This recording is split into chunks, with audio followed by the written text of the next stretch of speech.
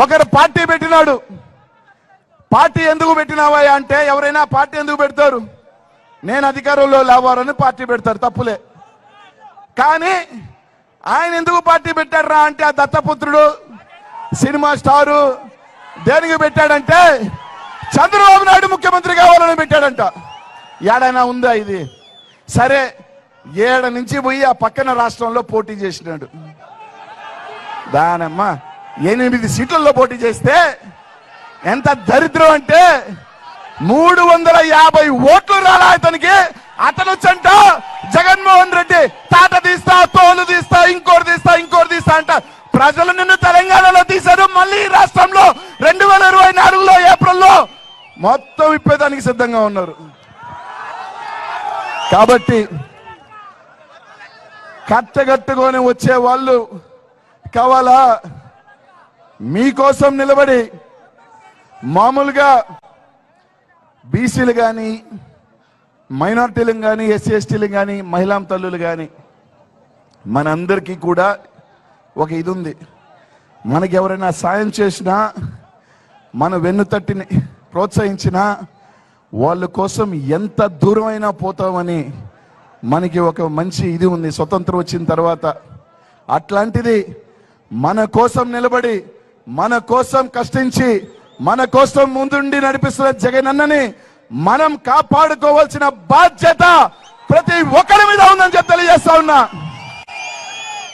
మనల్ని గుండెల్లో పెట్టుకొని చూసుకున్న వ్యక్తి, ఎవరు ఎన్ని చెప్పినా ఈ రాష్ట్రం శ్రీలంక అయిపోతుంది, ఈ రాష్ట్రం అదే అయిపోతుంది అని చెప్పినా తన మాట కట్టుబడి నేరుగా ఈరోజు పేదలను ఆదుకుంటున్న జగనన్నని, మనల్ని గుండెల్లో పెట్టుకున్న జగనన్నని 2024లో మనం భుజస్కంధాల మీద మోసి జగనన్నని ముఖ్యమంత్రిని చేసుకుందాం అని చెప్పి తెలియజేస్తా ఉన్నా. మొన్న చెప్పినారు, ఆ పప్పు జగన్మోహన్ రెడ్డి రికార్డు బ్రేక్ చేస్తాడంట. నీ అబ్బ వల్లే కాలేదురా మా బాస్ రికార్డు బ్రేక్ చేసేదానికి.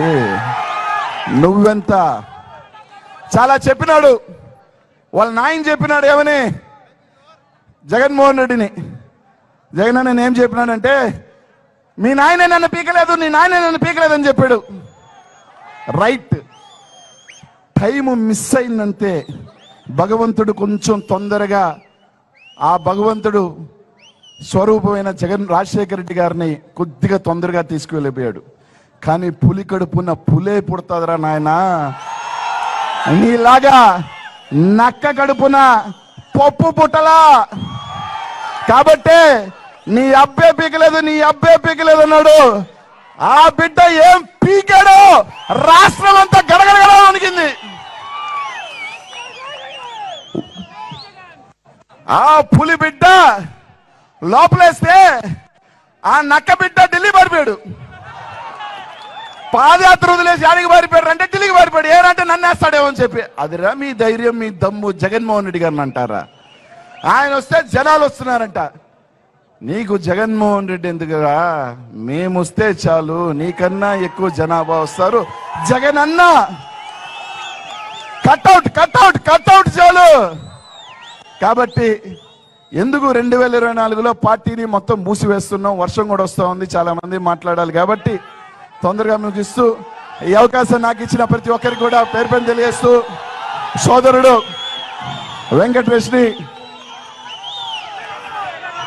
ఈ జిల్లాలో మీరందరూ కూడా జగనన్ని కానుకగా అందరం కూడా గౌరవంగా పిలుచుకునే పెద్దాయన పెద్దిరెడ్డి రామచంద్రారెడ్డిని గౌరవాన్ని మరోసారి నిలువెత్తు సాక్ష్యంగా ఈ జిల్లాలోంచి నిలుపుతూ, సోదరుడు నిజంగా మా అందరికీ కూడా నేరుగా కూడా జగనన్న అసెంబ్లీలో కూర్చోంటే ఇది ఎంత కోపంలో ఉన్నా, ఎంత ఆవేశంలో ఉన్నా కూడా నేరుగా జగనన్న దగ్గరికి వెళ్ళి ఒక కాగితం ఎత్తుకెళ్ళి అన్న పని అడిగి అసెంబ్లీ అంతా ఒక్కసారి బాస్ చూస్తే నవ్వుతే మొత్తం నవ్వుతుంది.